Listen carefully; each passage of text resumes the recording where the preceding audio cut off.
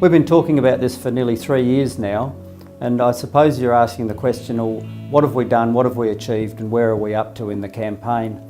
I have been pleased as I walk around the department. There's a lot of the I swear boards going up, and there's a lot of names on those boards.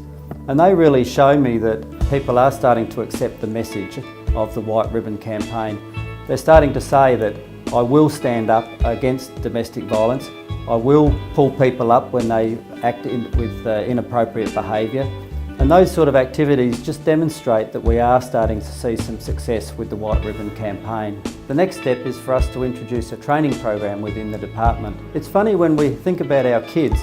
With our very young children, we're happy to accept that boys and girls are equal. But as they go through school and as they move into the workplace, that equality starts to separate. And that's what we're trying to change. That change will lead to a reduction in domestic violence in our community.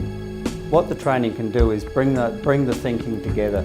It can really start to focus our ideas onto where we've been, what it is we can do in the future, what are the small actions that we can do in our workplace, in our homes and in our community that will help to reduce domestic violence. It's those small things that we need to do that make a real change over the long term. People who think that the training perhaps is not for them, I would say to them, have you got a brother, have you got a sister, have you got a mother, have you got a daughter?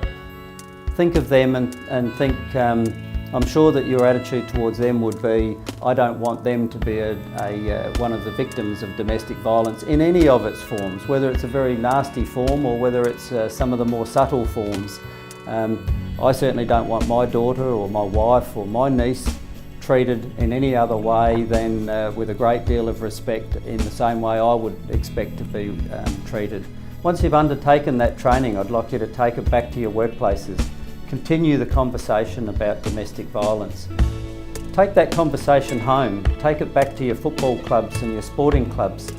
Take it into the community, your family, so that we can broaden the message about reducing domestic violence.